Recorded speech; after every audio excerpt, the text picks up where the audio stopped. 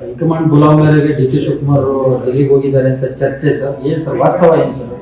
ಸತ್ಯಕ್ಕೆ ದೂರವಾದ ವಿಚಾರವನ್ನ ಮಾಧ್ಯಮಗಳು ಪ್ರಚಾರ ಮಾಡ್ತಾ ಇದೆ. ಇದರಲ್ಲಿ ಯಾವುದೇ ವಿಧವಾದಂತ ವಿಚಾರ ಸತ್ಯ ಇಲ್ಲ. ಅವ್ರು ಹೋಗಿರ್ತಕ್ಕಂಥದ್ದು ದೆಹಲಿಯಲ್ಲಿ, ಈಗಾಗಲೇ ನಾವು ಬೆಂಗಳೂರಿನಲ್ಲಿ ಕಸ ವಿಲೇವಾರಿಗೆ ಟೆಂಡರ್ ಅನ್ನು ಕರೆದಿದ್ದಾರೆ. ದೆಹಲಿನಲ್ಲಿ ಸ್ವಲ್ಪ ಟೆಕ್ನಾಲಜಿ, ಹೊಸ ಟೆಕ್ನಾಲಜಿ ಅಳವಡಿಸಿ ಮಾಡಿದ್ದಾರೆ ಅಂತ ಹೇಳಿ, ಕಸ ವಿಲೇವಾರಿ ಘಟಕಗಳನ್ನು ಮಾಡಿದ್ದಾರೆ ಅಂತ ಹೇಳಿ ವರದಿಗಳನ್ನು ತಿಳಿಸಿದ್ದಾರೆ. ಸಾಕಷ್ಟು ಜನ ಯಾರು ಅಲ್ಲಿ ಕೆಲಸ ಮಾಡ್ತಾ ಇದ್ದಾರೆ ಅಧಿಕಾರಿಗಳಿಂದ ಬೇರೆ ಬೇರೆಯವರೆಲ್ಲರೂ ಕೂಡ ಸಲಹೆಗಳನ್ನು ಕೊಟ್ಟಿದ್ದಾರೆ. ಅದಕ್ಕೆ ಸುಮಾರು 15 ಜನರ ತಂಡ ಬೆಂಗಳೂರು ಬಿಬಿಎಂಪಿ ವ್ಯಾಪ್ತಿಯ ಹಿರಿಯ ಅಧಿಕಾರಿಗಳು ಮತ್ತು ರಾಜ್ಯದ ಯುಡಿಟಿ ಡಿಪಾರ್ಟ್ಮೆಂಟ್ ಇಂದ ಎಲ್ಲರೂ ಕೂಡ ಇವತ್ತು ಅದನ್ನ ವೀಕ್ಷಣೆ ಮಾಡಲಿಕ್ಕೆ, ಜೊತೆಗೆ ಕೆಲವೊಂದು ರಸ್ತೆಗಳನ್ನು ಮಾಡಬೇಕು ಅಂತ ಲ್ಯಾಂಡ್ ಪೂಲ್ ಪಾಲಿಸಿ ಒಳಗಡೆ ಅವರು ರಸ್ತೆಗಳನ್ನು ಮಾಡಿದ್ದಾರೆ.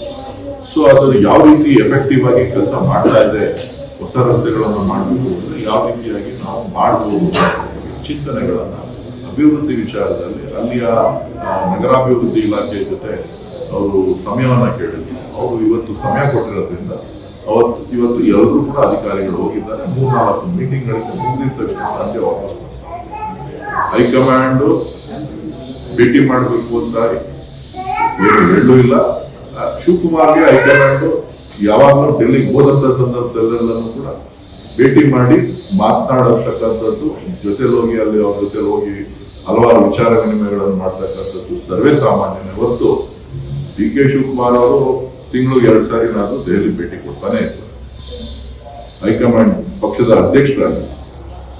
ಸೊ ಜೊತೆಗೆ ಬೇರೆ ಬೇರೆ ಕೆಲಸಗಳೇನಿರ್ತದೆ ಅದಕ್ಕೆ ಹೋಗ್ತಾನೆ ಇರ್ತಾರೆ. ಹೋದಾಗೆಲ್ಲನೂ ಕೂಡ ಅವಕಾಶ ಸಿಕ್ಕಿದ್ರೆ, ನಾಯಕರ ಅವಕಾಶ ಸಿಕ್ಕಿದ್ರೆ ಭೇಟಿ ಮಾಡ್ತಾರೆ.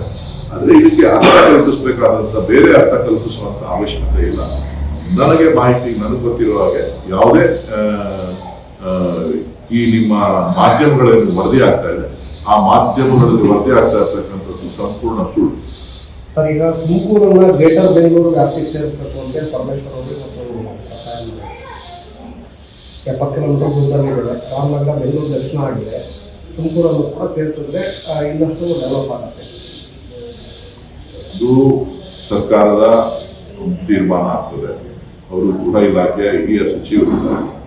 ಅವರು ಸಚಿವ ಸಂಪುಟದ ಜೊತೆ, ಮುಖ್ಯಮಂತ್ರಿಗಳ ಜೊತೆ ಮಾತನಾಡಿ ಅವ್ರು ಏನ್ ತೀರ್ಮಾನ ತಗೊಂಡು ನಾವು ಅದನ್ನ ಸ್ವಾಗತ ಮಾಡ್ತೀವಿ. ನಾಮನಿರ್ದೇಶನಕ್ಕೆ ಸಂಬಂಧಪಟ್ಟಂತೆ ಪಟ್ಟಿನ ಎಸಿಸಿ ತಡೆ ಹಿಡಿದಿದೆ ಅಂತ ಅದ್ರ ಬಗ್ಗೆ ಮಾಹಿತಿ ಇಲ್ಲ ನನಗೆ. ಎಸಿಸಿ ವಿಚಾರನೂ ಗೊತ್ತಿಲ್ಲ. ಅದೆಲ್ಲ ಪಕ್ಷದ ಹಿರಿಯ ಮುಖಂಡರು ಗಮನಿಸ್ತಾರೆ. Thank you.